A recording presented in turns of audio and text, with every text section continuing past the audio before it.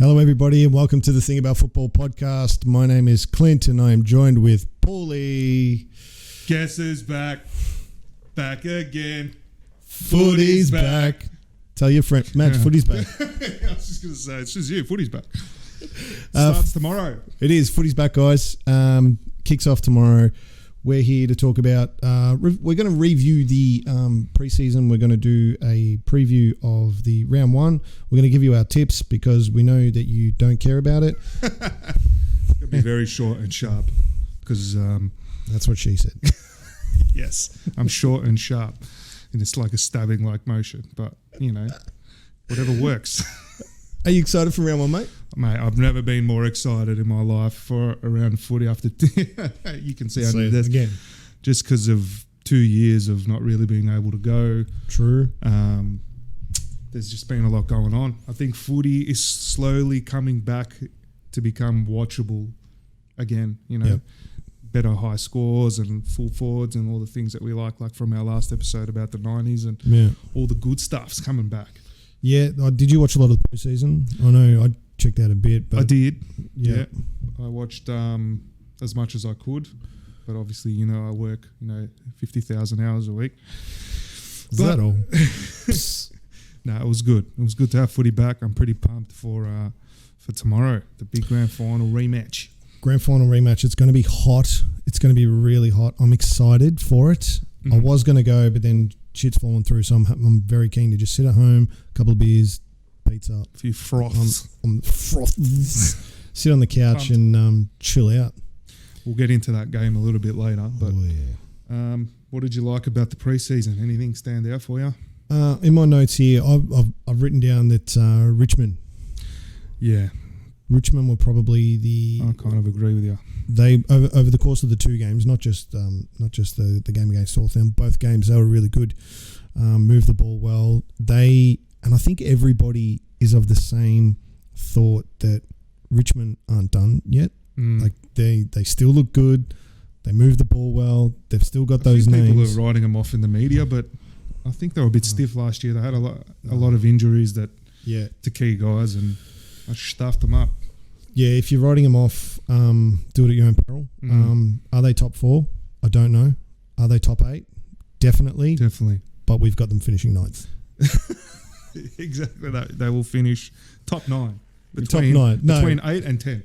No, I'm being facetious, but I definitely think for sure top 8 for Richmond. I think I know they got stung by injuries last year, but if there's one team that plays system, sort of like a Moneyball thing, they just say, look, doesn't matter if it's a Cochin or some new gamer, I need this output from you. And they're that team that doesn't matter who the name is, they play the role better than anyone else. So, which sort of goes against the whole injury thing. However, they just cop too many key players. But if they can stay, 70% fit instead of 50%, they're the one team that it doesn't matter who's playing. They play a system and that manic pressure. And it took them a while to adjust to sort of 6-6-6 one-on-one. But they'll be back. They'll be pushing, I think. Yes. Yeah, I'm pretty bullish on America. They're going to be. I don't think, Melbourne or the Doggies would scare them in a final. No. From experience. I've got a feeling that they'll be playing with a bit of a chip on their shoulder as well. Compared to the last couple of years, and everyone rode them more. Last year, Jack Riewoldt came out and said, play us or underrate us at your own peril, and then they basically got laughed at for the last 7 games. But I reckon they'll be playing with a chip on the shoulder, and that should scare teams. Definitely. What else? I got the Gold Coast Suns. I really liked their game against Geelong. I thought their pressure was freaking amazing, relentless, and their scoring, they should have won by more. They dominated the first half with their pressure, way more scoring shots. Geelong got up by 10 points, I think it was, and then the second half came and it was all the Gold Coast. Not that I think the Gold Coast is going to be winning any flags or anything like that, but I was really happy with their midfield. Looked amazing. Took Miller is insane. Rouse Miller, I know he got all Australian, but he goes under the radar. Still doesn't get the respect that he deserves. I know you love him. I notice the players that always kill us, and he always kills us. Yeah. And then it's like, do you not go through this in the pre-match every single week? This guy's going to get 30 and kick a couple and lay 10 tackles. Like, is someone going to man this guy up? Yep. And he just does it to every team. And now Matt Rao's back. Full preseason. I just hope he gets a good run at it. Matt Rao. Sad about what happened with King. I think that's a huge loss. Big but loss. With Witts back, they look a lot better. I don't think they're going to be top 4. I don't think they're going to be top 8, but they'll scare teams and they'll pinch a couple that they probably shouldn't. But at the same time, Gold Coast are notorious for being almost like Carlton, like giving a false pretense at the start of the season. Like you said, like Carlton are the preseason overachievers. Gold Coast almost have a great start of the year and then they fall away and then they don't come good till really late. So I think they've barely won a game in the last half of the year for a couple of years in a row, They've got West Coast first up again, injured West Coast. There's blood in the water there. I reckon Gold Coast for a sneaky chance. Yep. Big chance. My other point that I've written down is Horn Francis from North Melbourne is a fucking gun. Is he? He's a dead set. Absolutely. It's probably one game I didn't North. I didn't see a lot of. I tried. My brother watches North, so I try and watch the game so we can talk some shit about him. And Horn Francis he's good. He's really good.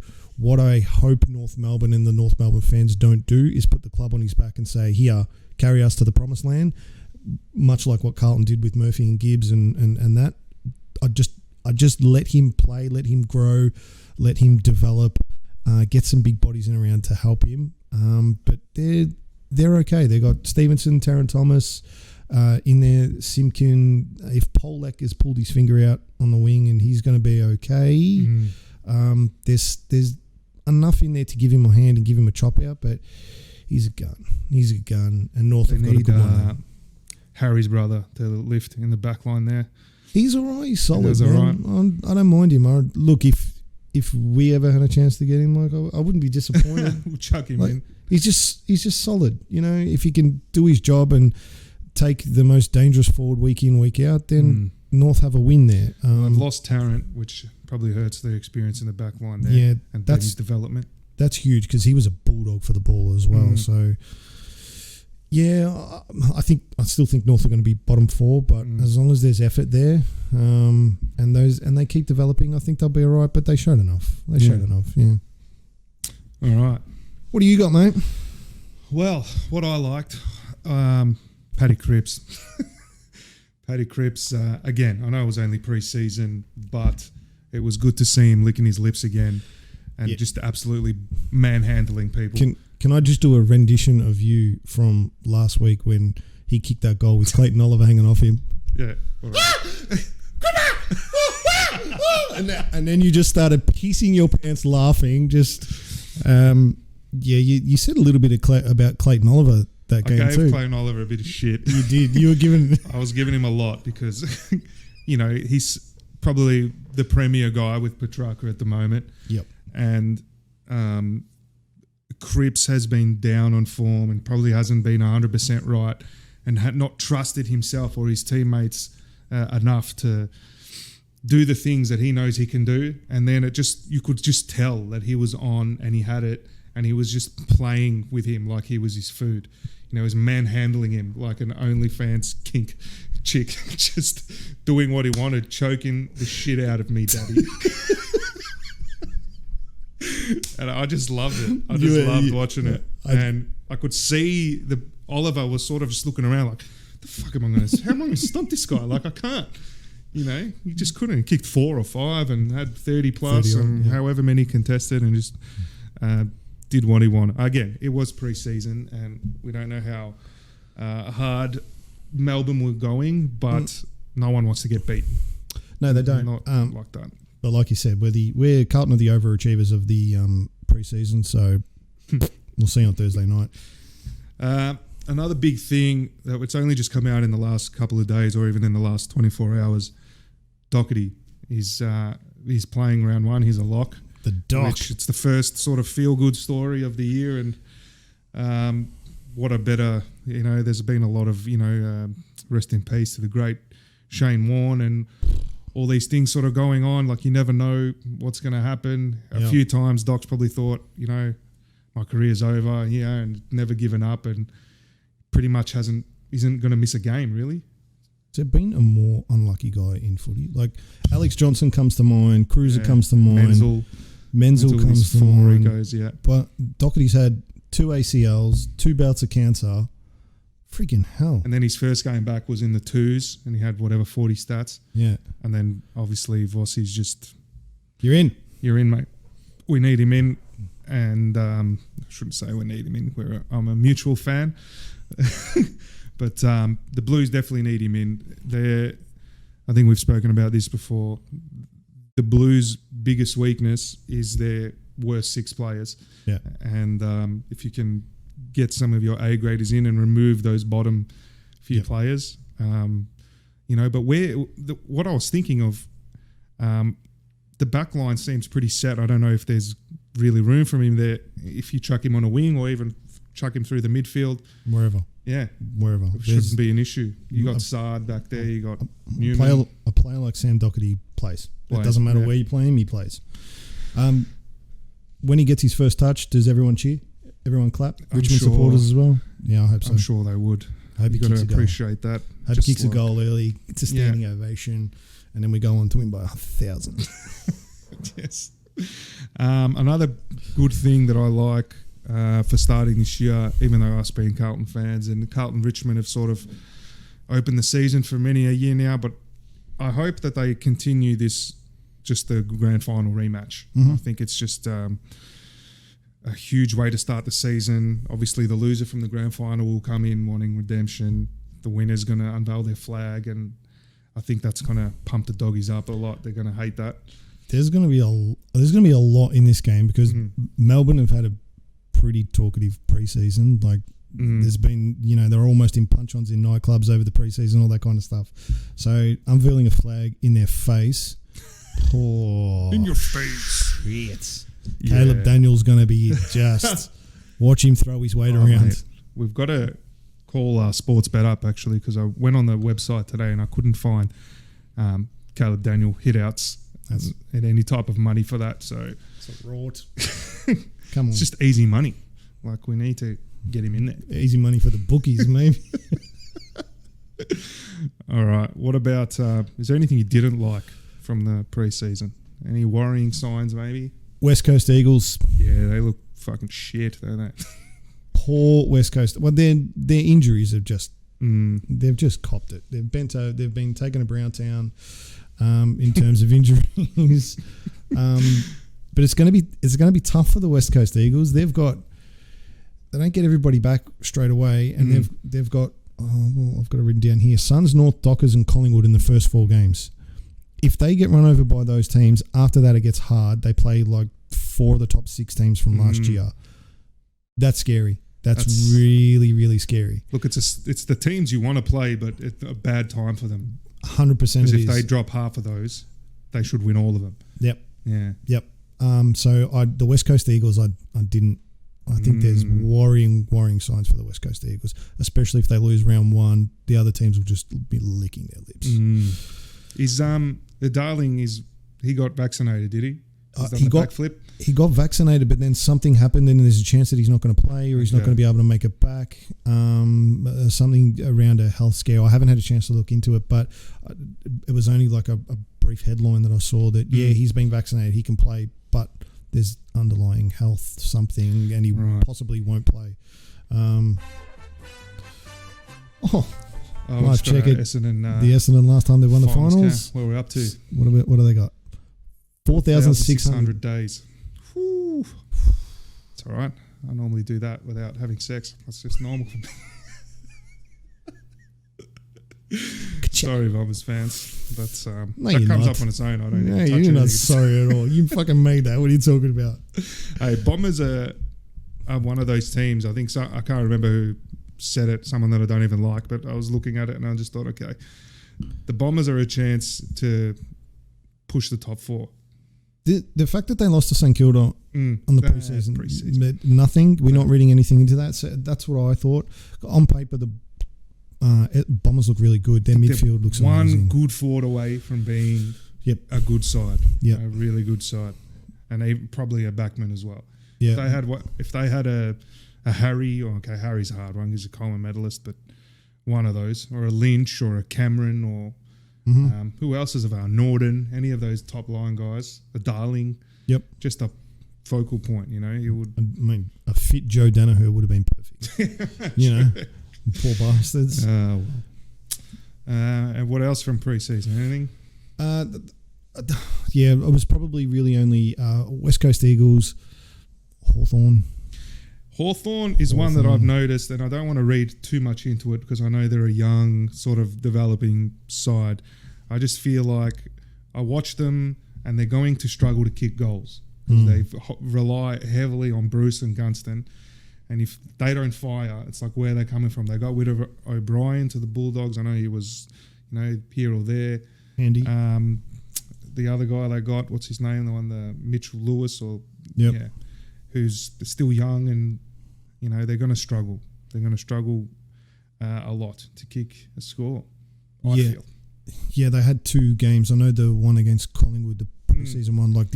They both kicked a high score, but the week after Richmond blew them out and kicked a high score as well. So I think you're right. They're going to not only kicking a high enough score, but being able to stop it as well might be a worry for Hawthorn. Those they don't look good.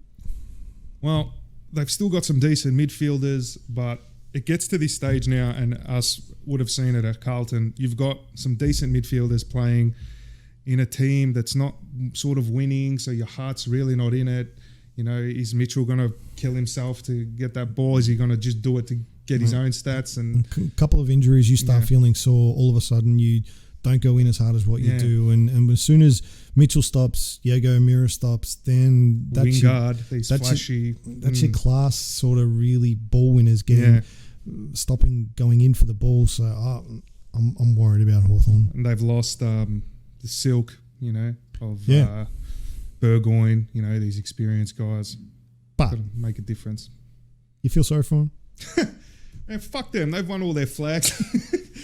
It's time to share the love a little bit. Yeah, we've been waiting for 20-something years. So still not a lot of St Kilda. I did. That was my next point actually, because I wanted to talk about the Saints. I feel like there's a lot of unnecessary even pressure put on them, and Ratton again. He just seems to be at teams at the worst possible time, where he's taken them over. The fans are just itching for success. After Melbourne winning this last flag now, and how long was theirs? Like 60, 70 years. And now they've already mentioned it in the media how many times St Kilda is the next team that's, the longest flag drought, and that's not Ratton's fault.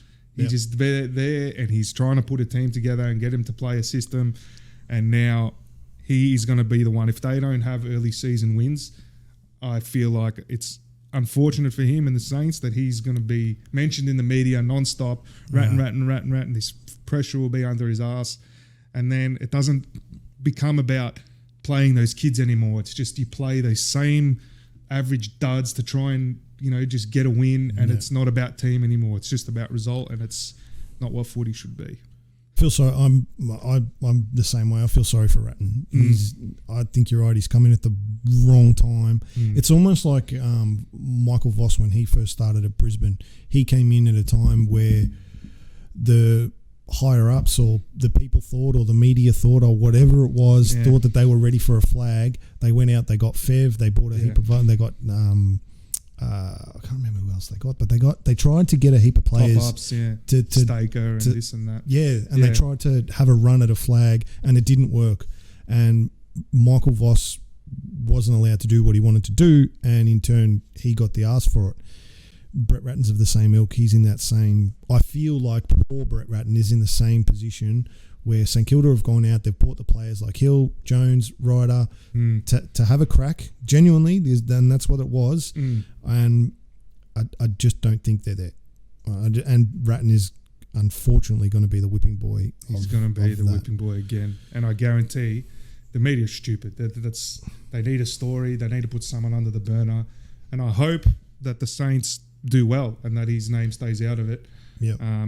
Is that the finals appearance that St Kilda had a couple of years ago? Was that possibly a hindrance to them in the long run? So I think they finished 6th or 7th. Yeah. They had a pretty good year. Playing good, yeah. They did have a pretty good year. They had a great start to the year, but then after that, did the hype train kind of hit them, and they thought that they were that's when they were closer than what they even were. More, yeah, and expected more, and it just didn't happen. So, which happens. Yeah, I feel sorry for St Kilda. I think this is like, if they don't genuinely have a crack now, or if they don't make finals, they're in a no man's land. They're in the middle of the table. They're winning some games. They're losing some games.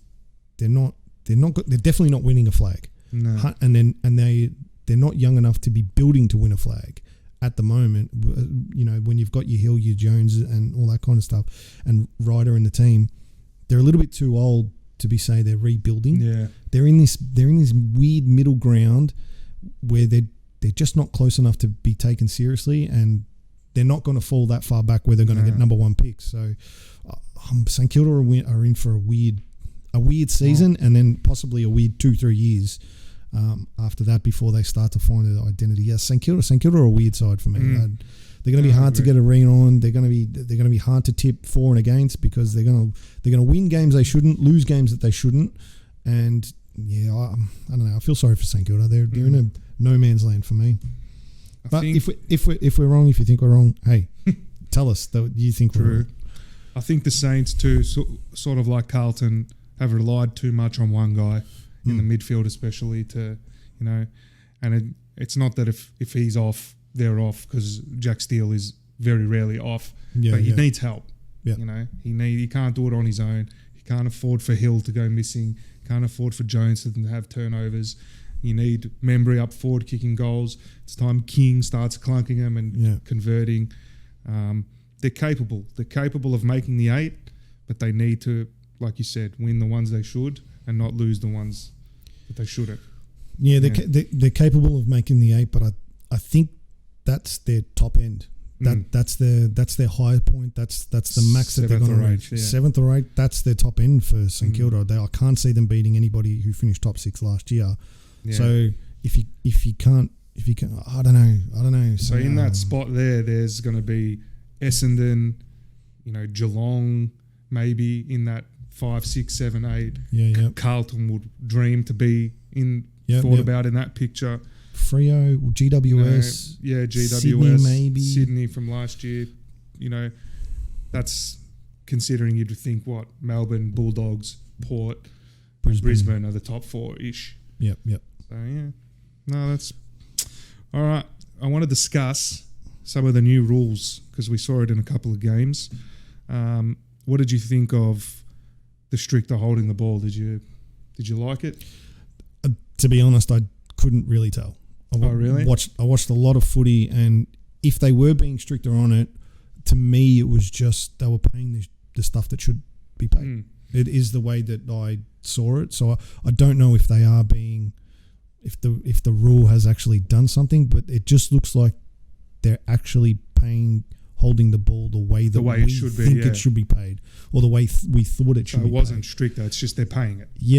I agree. I noticed it because they were paying it. Yeah. I didn't see people getting swung around 50 times. It was just, that's it, dropping the ball, don't dispose. Which is okay. Like I used to hate when they laid a perfect tackle, but the ball came out in the tackle. What? Yeah. It just, no, that's not how it is. Not disposal, or they drop the ball and they tried to kick it, or I tried to make an attempt, come out in the tackle. Fuck off, mate. It's incorrect disposal. Like, I think holding the ball is interpreted as like it's holding the ball, it's dropping the ball, it's not disposing the ball properly, or like it covers so many, you know. But they're all rules. It's all the same rule. You got to dispose of it properly and all that kind of stuff while you're being tackled. And there was too much of that. There was too much of just being tackled and then players allowed to just let the ball go on the floor. I hated it. So if they are stricter on it, I haven't noticed. I really hadn't noticed. All I've noticed is that they had paying the ones that we thought. We'll see how they go tomorrow night for the D's and the Dogs, because I imagine that's going to be hot. and very contested. Some big bulls in the midfield. Fucking get him. Give him one. Come on. That's going to be good. I'm very much looking forward to it. What about the time wasting and the back chatting the umps? So I know that the D's didn't get the memo. I think they gave away, what, 8? 8? Yeah, I think it was a record amount in an AFL game. Well, they've made it known that that's what they're going to do, so just don't do it anymore. I guess that was straight down the line, no ifs or buts. Yeah. You can ask a question, what was that for, nicely. Yeah. Anything else, we're not taking any shit, which I don't mind it. I'm all for it. I like that. Do I give the ball back to this person? Yeah, well, that's the time wasting tactic. People aren't going to do that anymore. That's 50. I didn't mind it. I like the 50 meters for back chatting as well. I agree that the umpires shouldn't have to cop that. But now on the flip side, I don't want to see the umpires paying tiggy-touchy ones. Like if a player is asking what is wrong, explain it to him. Don't be stupid with it. I'm begging that they please don't be stupid with it. Fans are already losing their fucking mind about constant rule changes. It's fucking annoying. I think where the line is drawn is if there's a free kick paid and it's in the middle and it's a hot ball and the teams are running forward and the guy's holding the ball and he's asking the umpire, hey, what was that free kick for? They're like, no. It's pretty much only if it's a shot at goal and they're standing next to them anyway. Cool. That's the only time that you're allowed to pretty much talk to them, which makes sense. Yep. Otherwise, it's clearly time wasting. Not a problem. So as long as they understand that's not a problem. Yeah. I just, from a fan's perspective, we fucking hate the rule changes. We do. And like the players, we get used to them. The stand rule, all that kind of stuff, we all get used to it. But the AFL keep introducing these rules for the umpires to umpire around. So when they introduce these bullshit rules about no back chatting, no time wasting and all that kind of stuff, well, the umpires are just doing what the rule is stating that's been brought in by the AFL. In a way, I almost feel sorry for the umpires because these rules come in, they have to umpire accordingly, and then you get fans losing their fucking brains over ones that are just soft or crap, and the umpires are just umpiring it based on the rules that are being introduced into the game, which is almost unfair on the umpires to a degree. But we all know that there's some bad umpiring decisions out there. Just look at crucial points. Please don't pay bullshit 50s. Please just if the game is a hot contest, and just use some common sense. Let the game take care of itself. Don't involve yourself. We don't want to fucking know who you are. I don't understand. Every time we watch a grand final, I don't know who the umpires are. I think it's umpired well, it's umpired all right. But for some reason during the season, we get games where fans are losing their fucking brains about the umpiring. And we come out and we're like, fuck that. I think that might be the worst umpiring we've ever seen. And even as neutral fans, we watch neutral games and we go, fuck, that was a bit stiff. Like Essendon and Collingwood last year in the Anzac Day, there were multiple holding the ball decisions in the last quarter that could have been paid that didn't get paid. Just pay the ones that are there, do it properly, and don't be noticed. Just do what you got to do, and that's it. It fucking annoys the shit out of me. That really does. The umpiring, when it's bad, annoys the shit out of me, and we all know when it is. Well, like you said, it's not so much the umpiring as much as it's the rules and how much these rules are open for interpretation from different umpires. That is probably the bigger issue right there, is that the interpretation between umpire to umpire to umpire is so different. 3 different interpretations over 3 different umpires. Like during the same game. Yeah. And then you got 80,000 fans all interpreting it all different ways. It's anyway. I think that they're trying to fix that up, and I don't mind. If you watch footy in the 90s, holding the ball took a microsecond. You got the ball, you didn't dispose of it, was holding the ball. I think if you couldn't get the fastest handball ever out, you got pinned, and it was fine. Yeah. And then it just slowly evolved out to wanting less stoppages and making it faster. Well, players back in the day in the 90s, they were allowed to dive on the ball, and it was seen as courageous. Deliberately throw it out they of bounds, jump on the ball and like they full dived in and just out. killed. All that kind of stuff. Now, if you dive in the ball, it's a free kick. You dive in the ball and there's someone standing there, it's a free kick against you. Like it's hard to reward the guy going for the ball these days. Like you almost have to let the player pick up the ball and then tackle him. But then you can't sling him. But then you have to watch the way you tackle him. You can't take him to the ground. And just stop messing with the game. Just leave it. It was fine for 100 years. Obviously, we don't want people to get hurt, and we don't want any of that. But fucking let them fucking fight. No, I'm kidding. Anyway, let's get into our tips for round one. I'll give you the tip. Give me the whole tip.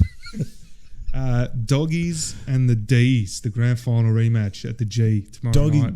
Doggies and D's grand final replay. I've gone for Melbourne. You've gone for Melbourne. I'm going for the Dogs. Fuck. I think after seeing Melbourne in the preseason, they looked unreal in the grand final and that whole final series. Yeah. And like literally 4, 5, 6 quarters of football later, I watched them get towed up by one dude. Yeah. And again, it was preseason, but I just saw the Dogs. The Dogs look clean. They've got improvement in players that weren't that good last year going through the midfield. The giant bobblehead up forward. Big Aaron Norton. Dominate. Yeah, he's going to dominate. If they can stop Lever and I'm not sure if May's even playing, but D's have a few key defenders out. Hibberd, premiership players. I'm picking the Doggies. No. And Thursday night, we got your Blues versus the Tiggy Tigers. Our Blues against the Tiggy Tigers. Your Blues. I think I'm going to regret this one, and I don't know whether it's just the preseason hype. But Carlton preseason hype? No. I'm going to go the Blues. Oh, no. You've started already. So I'm already a tip up because I'm going for the Tigers. Which hurts me to say, but I love watching the Tigers and I love the way that they play. I know it's weird because up until 2017 I hated everything about them, but I love them. No. It's not weird. I hate Richmond with a passion, but they play a beautiful brand of footy. I think that's the best footy I've seen. I don't think I've seen better footy than their best footy in the last, how the Hawks played. They were all like handball, and same as Geelong, cut you up through all that, bulldoze your way forward. Richmond were just like psychotic pressure, and I loved it. All right, then you've tipped Richmond. I've tipped Richmond. You're a Carlton supporter. How do you see Carlton winning the game? I see it's in the midfield, obviously. Not having Walsh is huge, but the Hewitt and Cherry have made a massive difference already. You can see Cripps looks free and he looks himself again, and he can, if they can get 3 to 4 goals out of the midfielders and the forwards do their job, then I think they can stretch Richmond's back line as well. I don't know if Grimes is playing or if he's 100%. They're missing some key guys that normally cut the Blues up, like Graham and I forget the other one. So Lambert? Lambert always kicks 2s and 3s. Yeah. The only way I see the Blues winning, I think it'll be close, but I still think the Tigers, just with experience and Dusty's back, it's his first sort of game, big game back. Fuck, I hope you're wrong. Dusty's capable of getting 30 and kicking 4 or 5. Rewalt still capable. Lynch has had big games against the Blues.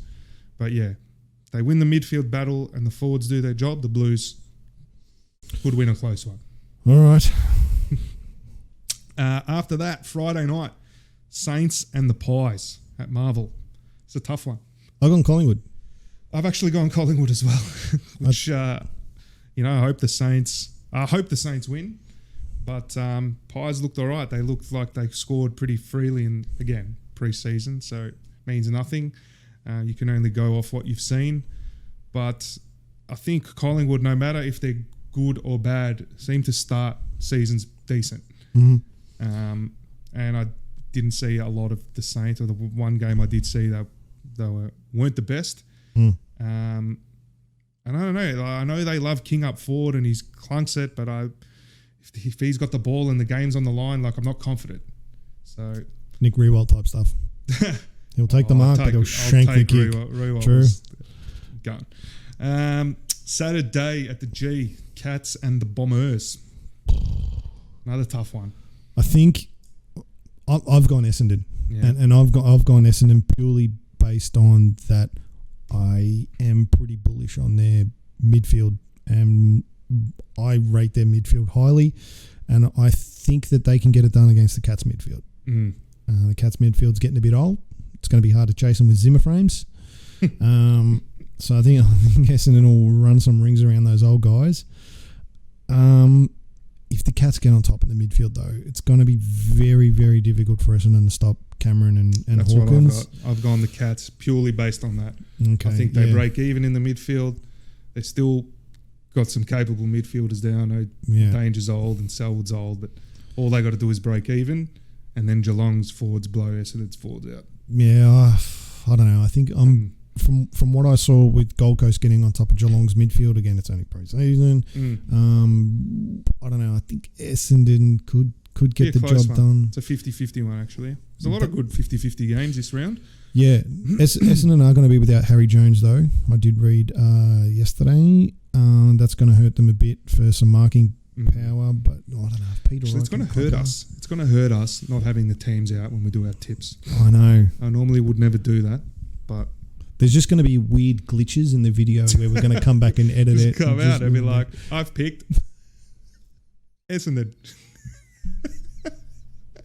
But my mouth says Geelong. All right. Saturday Arvo is GWS versus Sydney. I'm going Sydney. Yeah? Yep. Paddy McCartan. Franklin's going to kick 5. He's going to get his 1,000.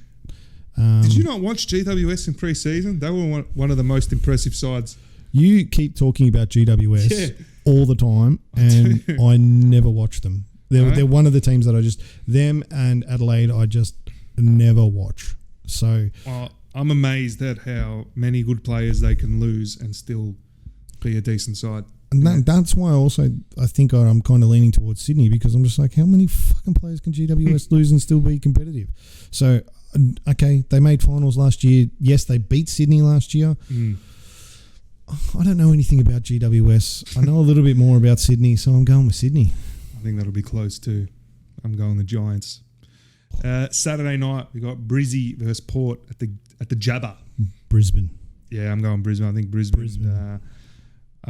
This could be their year. Brisbane.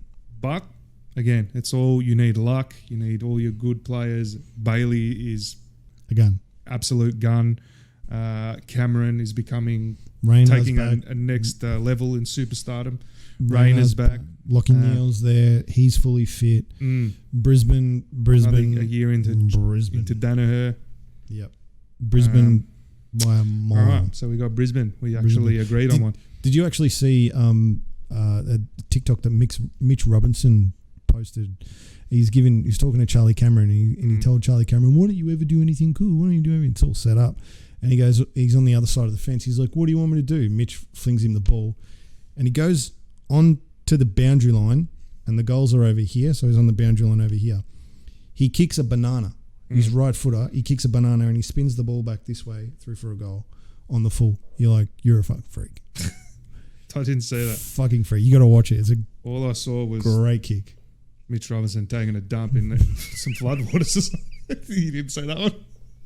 No, he got in trouble with the media saying he was being disgusting. He just but did the media out in floodwaters and took a diarrhea? Yeah, but did the media also give him the love when he was helping people pull their furniture out of his house? Well, that's the media, isn't it? Shit, get you at your worst and never at your best. Yeah. Sunday at the G, we got the Hawks and the Kangas in the Who Gives a Shit Cup. I'm only joking. No, you're not. Battle of the Wooden Spoon. I've got the Kangaroos winning it. See, after what I've said about the Hawks, I'm giving them one chance. And this is it. Round one. Round one against... This is your one chance. Round one against the Kangaroos. I don't know. That's the one that I don't like it at all. Kangas, even in some of their losses last year, played a good brand. And... later in the season. Yeah. At the start of the season, they were fucking dog shit. They got belted early and looked like a laughing stock and looked like they weren't even going to win a game. This time, no, I've got Kangaroos beating the Hawks. Yep. Well, I'm giving them one chance to win a midfield battle and the old heads to kick a score. But this is a big game for both of them. That's like a 2-game swing there. So this is it for you. If Hawks don't win, you'll never tip them for the rest of the year. I will struggle to tip them if they don't beat the Roos. Fair enough. Crows versus Dockers, Sunday Arvo. Dockers, Nate Fyfe to have 40 and kick 5 in the midfield. He's going to dominate. Why? Also, there's every chance that he is going to win his 3rd Brownlow medal. You reckon? Yep.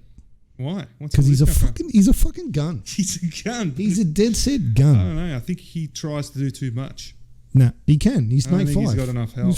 Do whatever he wants. He's Nate Fyfe. If he grows his goatee back though, that'll give him superpowers, much like Kate Simpson did in 2013. No. Dockers will beat. Actually, let me change this. Nate Fyfe will beat the Crows. Well, I'm going for the Crows at home. This is my. This is the Crows' one chance as well. You got one chance. You got one shot. You cross me, that's it. One opportunity. Nah, they should win at home. But round 1, you never know. And then the last game, Twilight for us. Eagles versus Suns. See, this is a tough one. But it's over in Perth, which might save the Eagles, but I am not riding off the Suns at all. The Suns. You're picking the Suns? Yep, the Suns. Yeah, I'm only picking the Eagles because it's... My tips are fucked in round 1 already. Either one of us are going to win it in this round or lose it in this round. All right, I've got... This is good because I'm going to be seeing you over the weekend, so we're going to get to watch a few games. We're going to be going for opposite teams, which is very fucking rare for us. This is going to be fascinating. I've got some quick bets that I've got down that I want to finish with. Get your pen and papers. Get your pen and papers ready. Because these are season ones. These aren't just for this week, but... You're about to make some money. You're welcome. Richmond to finish 9th is paying $13. Take out a second mortgage. Chuck everything on it because that's happening. I thought you were going to give when you said I want to do some bets. I want to give some multis for the first episode. I genuinely thought you were going to give serious ones. How is that not serious? I'm serious as a heart attack. Dead set. My second lock, absolute lock. Essendon will make the finals and then not win one.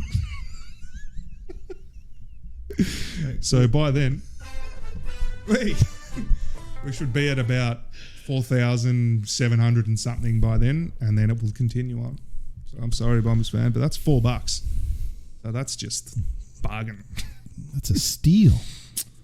My last one, the head, Aaron Norton. Big Aaron Norton, yep. To kick 50 goals and the Doggies to finish top 4. That's paying $3.50. That's actually not a bad one. I think he'll easily kick 50 if he stays fit, touch wood. And the Doggies should finish top 4 pretty easily. If he can keep his shoulder and neck muscles strong enough to tilt that head up and keep his eyes at the ball. Do you reckon if they made a bobblehead of him? I don't think there's an industrial spring big enough. It would just be like he's a shock absorber. Yeah. Sorry, Norts. We absolutely love your talent. I just think it's a medical miracle that your head stays up. Have you got any multis for this round? I haven't. No. If you're betting on this round, what do you got? I have tips. Just all my tips. Throw them into a multi. It will be paying $1 trillion. All your tips and Dusty to get 25. I think if you're going to do a crazy multi, as much as I hate to say it, I would say Dusty 30 plus and 4 goals, which is 4 goals. That's my big. I don't think he's going to spend as much time forward this year. I don't think it matters. Yeah, that's true. It's Dustin Martin. Or Cripps is capable of having the same game and the umpires let him run so he can run 50,000 steps. And how fucking ridiculous is it? We've seen it twice, mate. Paddy Cripps runs a paddock, has a kick, goal. Yeah. Umpires are just like, oh, how good is this bloke? Idiots. All right, y'all. That's our round 1 preview. We will follow up next week and see how we go. We'll count our tips and we'll give you some better multis. I'll actually do some research and see how we go. There's a good chance that you won't be listening to one of us next week. Guys, before we go, join our footy tipping competition. Details are over at Facebook. Click the like, click subscribe, and thank you to the people already who have watched and liked and subscribed. We appreciate it really a lot. We're going to plan to try and do this all year, and give our weekly preview, review, and tips. But we'll see how we go. And because there's every chance that halfway through the year we're both not going well, and no one will be tuning in. I drink a lot, so that could play a part in my availability. my gout is really just going to play up one day. Nah. Look, we did this for fun, and we don't want to take it too seriously. We're not here giving you real previews or tips or anything. We're just having a laugh. I think keeping it groovy. I think you've understood, But anyway. Oh, thank you. Anyway, hope your team wins, especially mine, and we will see you next week. Ciao, y'all.